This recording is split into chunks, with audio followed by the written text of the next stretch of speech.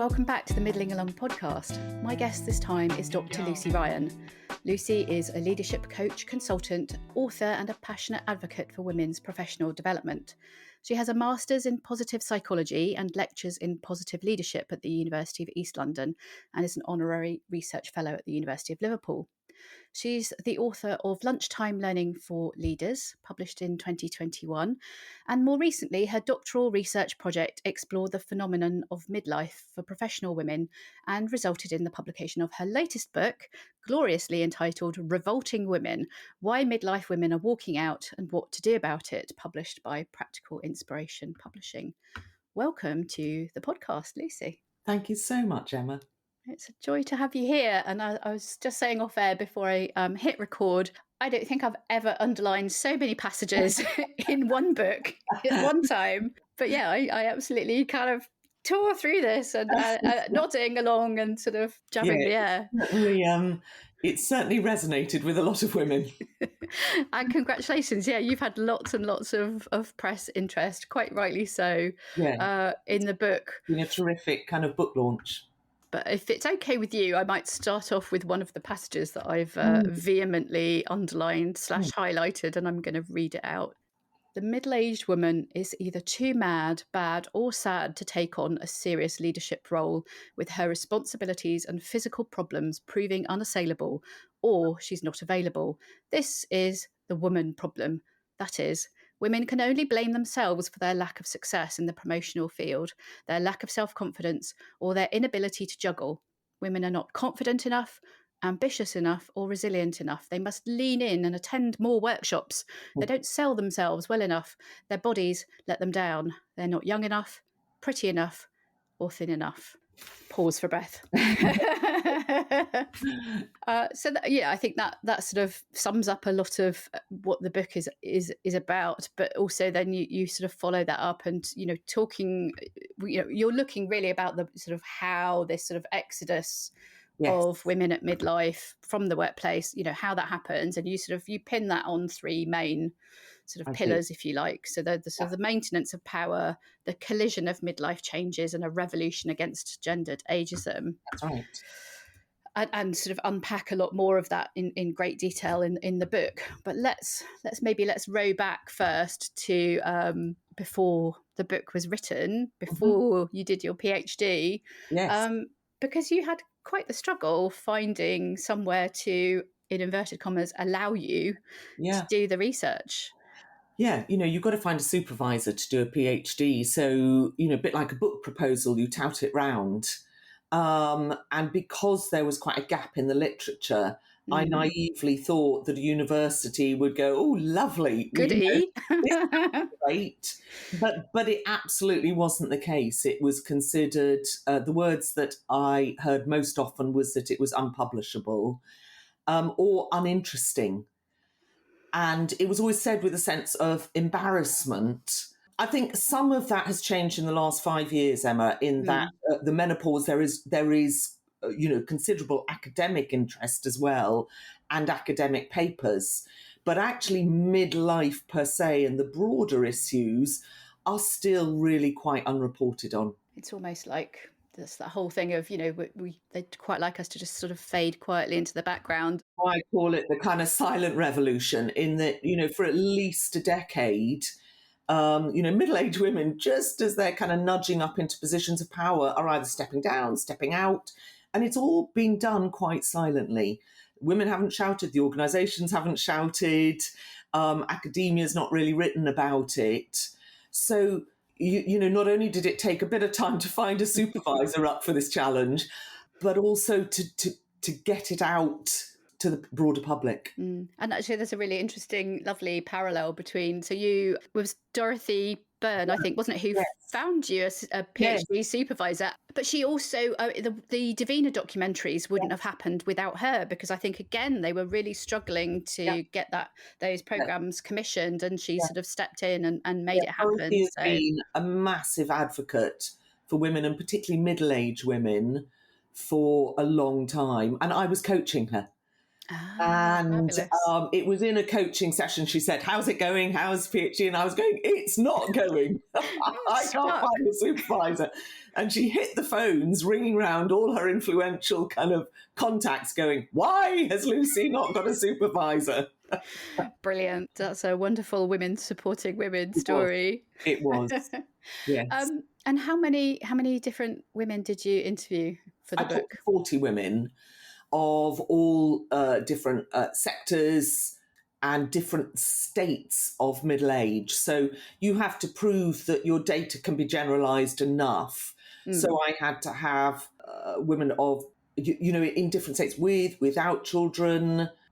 We look at race, we look at sexuality, and that wasn't a focus of it, but I still wanted to make sure that I covered a broad spectrum of women's experience. I did stop halfway through because I felt like a lot of the women I was interviewing had financial choice, Emma. So I felt like Mm. they could choose what they wanted to do at middle age. They could step out if they wanted to. They could Mm. take a lower paid job. And I felt that there were a whole swathe of women who didn't have financial choice, and I was interested in talking them.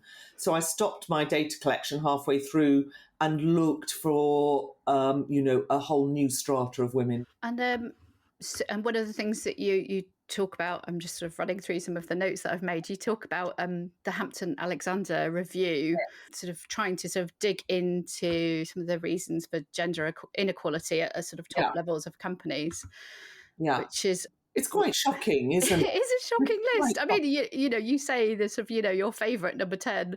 Uh, we've already got one. Thanks, we're done. It's someone else's turn. Yeah. So the government, instead of doing quotas, recommended reporting, holding companies to account through reporting. And so they had the Lord Davis report, and then that was taken up by Hampton Alexander. But there was still, whilst the non executive director population was increasing, the executive director, employed executive director, was flatlining and still is between 11 and 14%. So they did a further government report to try to understand. And that's where I cover those 10 reasons as to why men say there aren't enough women in positions of power. Including, they're not up for it, they're not able, they're not capable, they're not around, or we've got one. It's okay. We've done it. And you talk, or I think you quote one of your interviewees at one point talking about this sort of tsunami of stuff. Yes. And I think elsewhere you call it that sort of unique collision of Yes. stuff that is this sort of perfect storm, isn't it? Often, not always, in midlife. But again, I think you've got some statistics about the sort of the number of people who are half of your interviewees had one or more parent That's with right. With dementia, dementia. caring responsibilities, Yes. caring for sort of perhaps a seriously ill partner or a Right. sibling, helping older children cope with mental illnesses, or Yeah. Yeah. struggling somehow.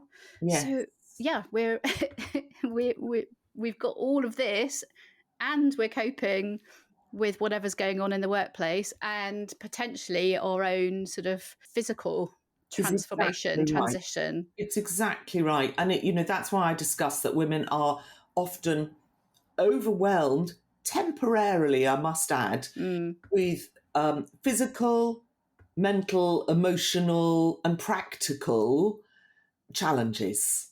The practical challenges often being extraordinary. The parental care really is a big challenge. And with 91% of women taking the lead on that, it's massive, Emma. And I have personal experience of that. So, Steve, my partner, and I, 3 of our 4 parents had dementia. Mm. And, so we spent a decade up and down the motorways caring for them or, running to calls of care.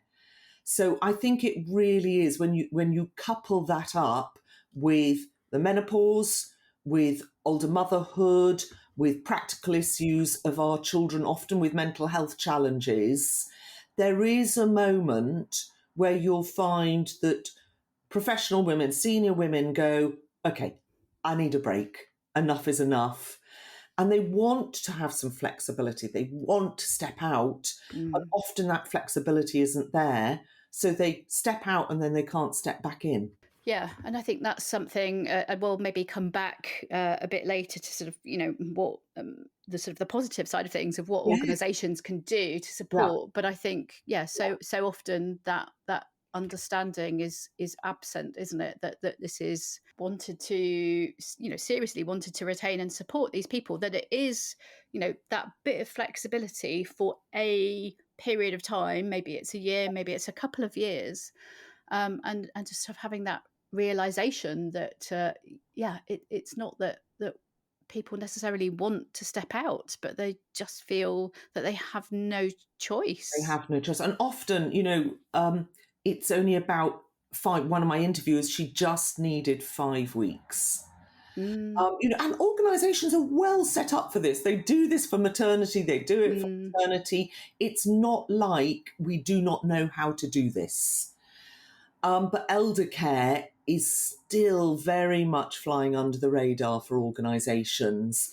And I think there's another point about looking after our parents is often women want to do this. It's often classed as a burden. But often women want to do this. They want to look after their parents when they're dying, and they want that space and time to do it. And then they have all this energy ready to put back into work. mm. Yeah, so about companies realizing that actually you get it back in droves if you give that sort of that loyalty, you get it back, and people are very happy to sort of stay and thrive once they're over that kind of hiccup. Absolutely. And I know that not all women go through this, but a significant proportion of both women I interviewed, I think 70% of the women I interviewed were in a state of flux. I felt so concerned for those who just had to step out and had no choice and then just couldn't get back in. Can we sort of delve into some of the research that your research that Mm. you talk about, because so the first one is David Karp, and sort of noting the difference between genders at Yeah, that sort of 50 years and above mark. yeah, So yeah, can you explain a bit more about that, because I think that's cool. really interesting, and the sort of the follow-on stuff that we'll hopefully talk about too. I call it the career clock because, and there's only that one piece of research about this apart from mine, I must stress that. And there is a sense that women and men are working to slightly different career clocks.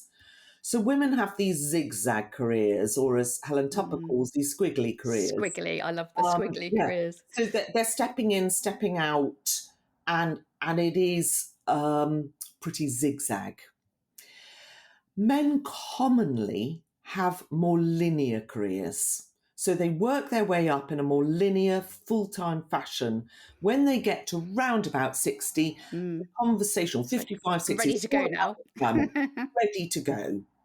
What happens with women is very commonly at round about 55, they're ready again to step into their own. They've had to step out, and then it's like at 55, 60 plus, it's like, right, okay, I'm Mm. ready once again, new My chapter. second spring, second My wind. second spring, second chapter, all of that.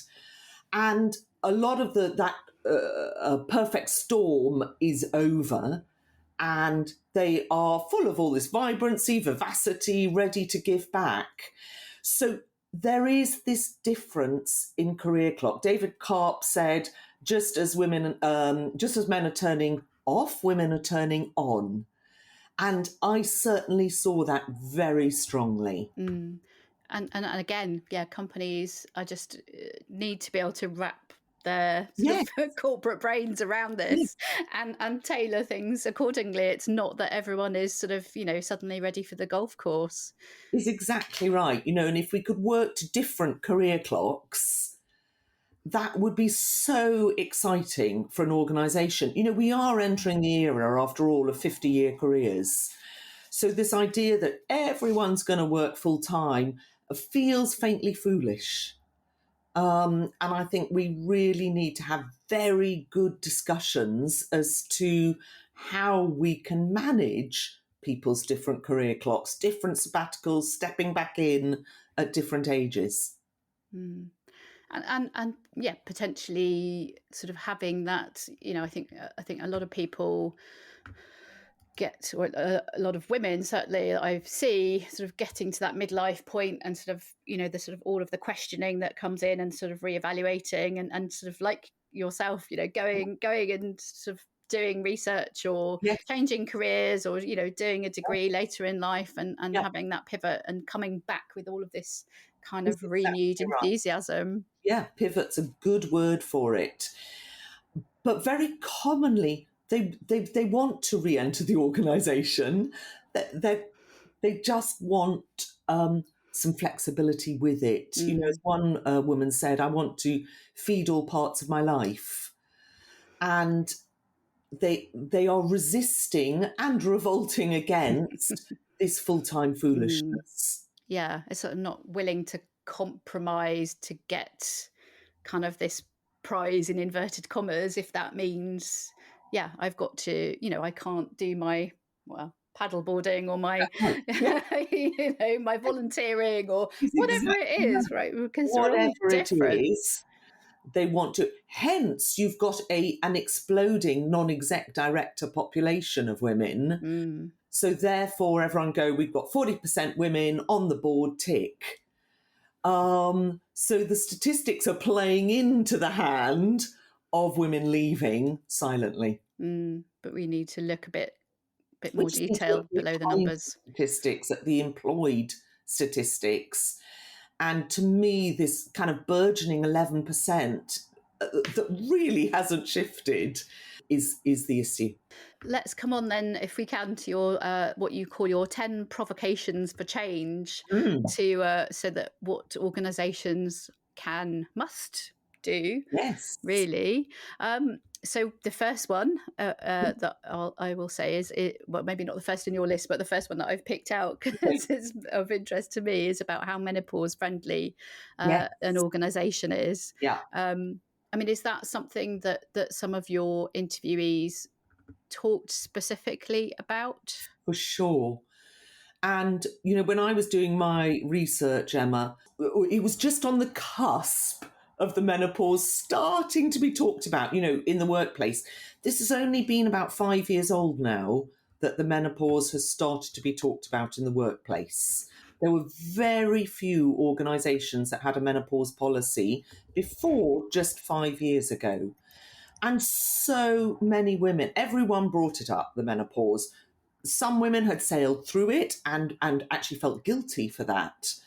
And some women were in the absolute throes of it, and trying to work out, how do I present in the boardroom when I'm hot, sweaty, forgetful? And what they really wanted was a normal conversation about it. Mm. They wanted it just part and parcel of the conversation. Same as we have maternity conversations.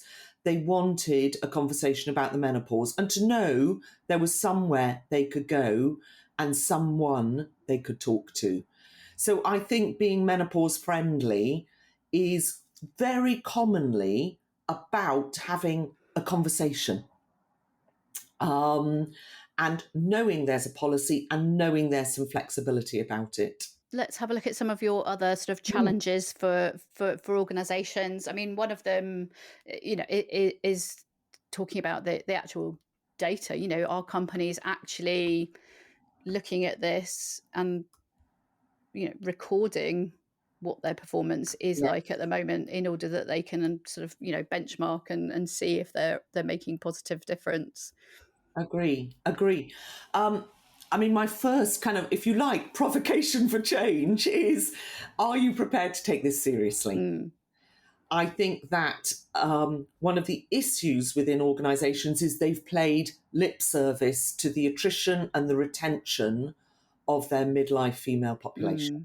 So We my tick the first boxes. point, yeah, absolutely. My first point is: are you prepared to take this seriously?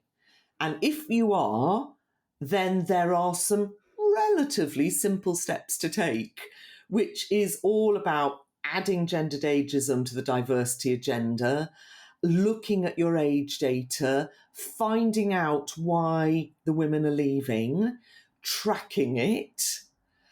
So there's some work to be done about the data before you even look at, okay, how do we then retain them? And I think that every organisation should conduct a midlife MOT, a midlife check-in. Well, that was going to be my next one, because Oh, that's okay, go number on. 4 on your list. I Right. love the idea. So I hope this is something that becomes more and more sort of prevalent and actually used in companies, and not just, as you say, not just for women, but No, we're not a monolith, so everybody's needs and circumstances and kind of tsunami of stuff is going to be different. yeah, But yeah. how about asking people what they need and then giving it to them? How about that? How about I think that? Gloria Steinem said, every revolution starts with a conversation, and that to me is what the midlife check-in is, which is for all genders going just how is it going for you, and what do you need at this stage? Because there have been some big examples of men just about to be promoted to CEO and leaving, shutting themselves away, having breakdowns. So there are male examples of this that, funnily enough, are more publicised than the silent exit of middle-aged women leaving. So it is a subject that needs to be taken seriously. And I think a midlife check-in, a midlife MOT would be a cracking idea in an organisation. Yeah, there you go. If anyone's listening and working in HR or has people working in HR, please try and seed this idea around, because I think it would be a real game changer. Yes. The next one on the list, and we've already talked a little bit about this, is about how flexible they are as a sort of a company. And I think we've all, in that sort of COVID world, seen just how much work can be done, A, remotely, or B, flexibly, or C, a combination of those. And I think it's a little sad to see companies kind of going back the other way and sort of mandating the whole sort of bums on seats things. I mean, I think one of the only good things to come out of the pandemic is that suddenly companies realised they could exist and indeed thrive flexibly. And so I thought, perhaps naively, that would be the direction we would go and that would be the direction we would stay. But what seems to be happening is we're moving back to full-time in the office. And yet we know that companies can exist in a more flexible way. So I think we actually need a much bigger systemic conversation about 50-year careers and stepping in and out and how to manage it. Yeah, much more creative. Much more creative solutions. is a good word for it. Creative solutions for flexibility and a recognition that this is what women can offer post-menopause, post kind of 55, post 60. And I think you've talked a little bit about things like job sharing, for example, where you've got sort of the whole 2 heads are better than one thing, and whether that looks like both of them working 3 days with a sort of a day overlap in the middle, and it doesn't have to be 2 women, right? It could be a woman and a man, or 2 men, or I'm still staggered that job sharing is not really common. And there are just I've only come across a couple of examples now of 2 women who go to job interviews as a pair. And it's almost like companies are just they've got their hand up going, no, it's just too complicated, we just can't be bothered. I know, and it's really not. So job sharing, all that flexible working really needs a good conversation. And job sharing is a very decent, obvious solution.